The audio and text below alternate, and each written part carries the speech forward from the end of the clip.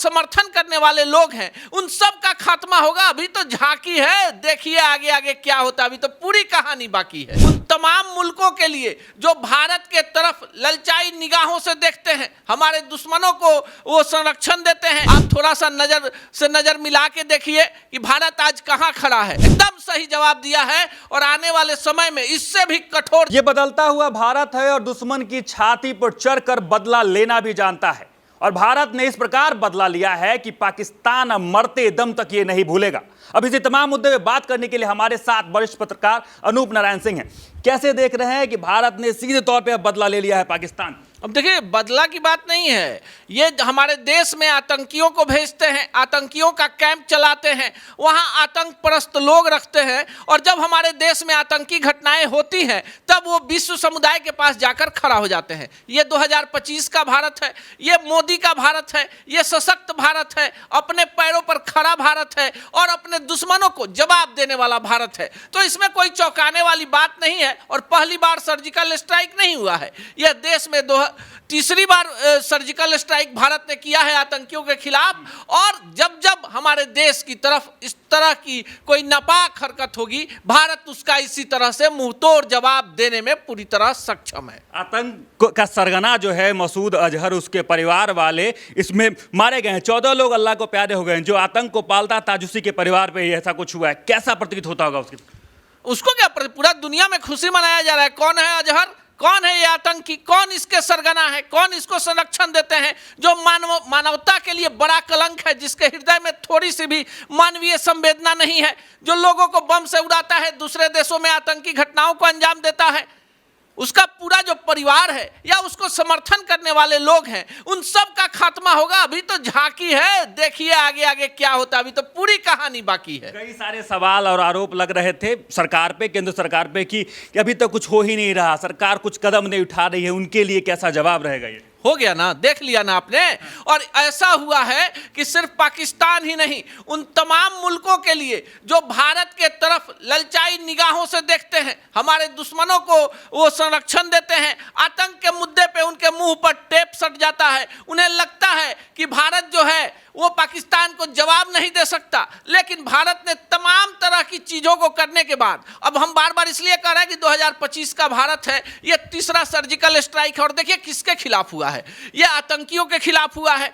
पूरी दुनिया को भारत ने बता दिया कि भाई किसको हमने मारे हैं। आपने नाम लिया अजहर मसूद के परिवार के 14 लोग मारे गए हैं। वो कौन थे, उनका बैकग्राउंड क्या है, वहाँ जिन जिन मरकजों में बम गिराए गए हैं वहाँ क्या तैयार होते थे, वहाँ आतंकी तैयार होते थे। आतंकियों को पाकिस्तान की सरकार संरक्षण दे रही थी, और इस बार सर्जिकल स्ट्राइक की सूचना भारत ने मेल करके नहीं दिया है, पाकिस्तान ने दिया है। तो सोचिए कितनी बड़ी तबाही हुई है। इसके बावजूद अगर पाकिस्तान सचेत नहीं होता है, अपने नापाक इरादों को जारी रखता है, तो इसके बाद क्या होगा, इसका अंदेशा खुद पाकिस्तान को है, या बताने की जरूरत नहीं है। भारत सरकार पूर्ण रूपेण अब एक्टिव हो चुकी है, लगातार अब जवाब दे रही है, और विश्व पटल पर अब पीएम मोदी के बारे में क्या कुछ प्रभाव पड़ने वाला है, क्योंकि मोदी अब लगातार टारगेट कर रहे हैं उस पाकिस्तानियों को जो लगातार भारत में घुसकर हमला करते हैं। उसके बारे में क्या कुछ कहेंगे? देखिए, राष्ट्रवाद के मुद्दे पे मोदी एकदम खड़े हैं और पूरा देश मोदी के पीछे खड़ा है।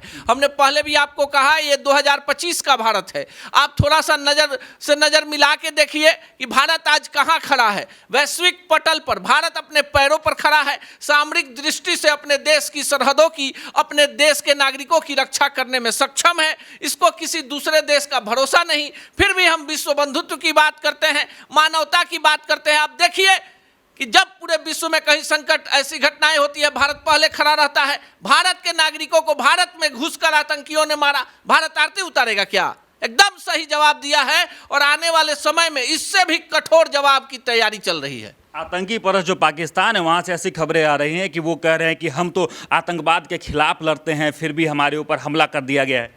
अभी तक देश में जितनी भी आतंकी घटनाएं हुई हैं, मुंबई ब्लास्ट से लेकर 9/11, ताज होटल की घटना, पठानकोट, जम्मू कश्मीर और देश के तमाम हिस्सों में भारत में जो भी आतंकी घटनाएं हुई है, पूरे विश्व ने देखा है आतंकी कहां से आते हैं, आतंकी कौन होते हैं, उनकी पाठशाला कहां होती है, उनको प्रशिक्षण कहां मिलता है, उनके पीछे दिमाग पाकिस्तानी सेना और वहां के खुफिया एजेंसी की होती है कि नहीं होती है। फिर पाकिस्तान का रोना धोना क्यों? पाकिस्तान तो जश्न मना रहा था कि भारत के सीने में पीछे से खंजर भोंक दिया है, भारत ने सामने से जवाब दिया है और ये सर्जिकल स्ट्राइक है। भारत ने पहले ही उनको सचेत कर दिया कि भाई देखिए अब वो भारत नहीं रहा, आपने हमारे 29 नागरिकों को धोखे से मारा है, हम चुन चुन कर बदला लेंगे। और मोदी पर सवाल क्यों?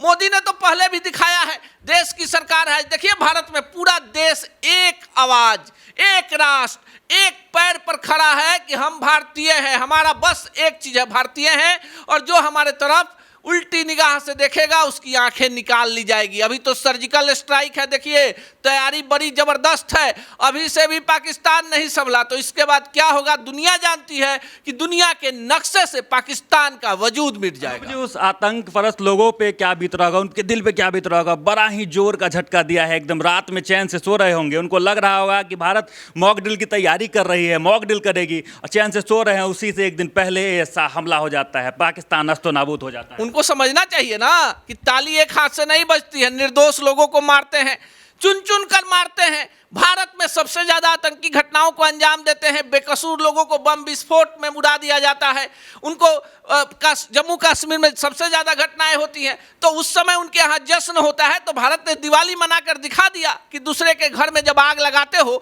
और जब तुम्हारे घर में हम पटाखे फोड़ने की प्रक्रिया अभी शुरू कर रहे हैं तो देखो क्या दर्द होता है। लेकिन इन लोगों से कोई सहानुभूति नहीं, ये मानवता के कलंकित करने वाले लोग हैं, विश्व समुदाय के लिए खतरा है।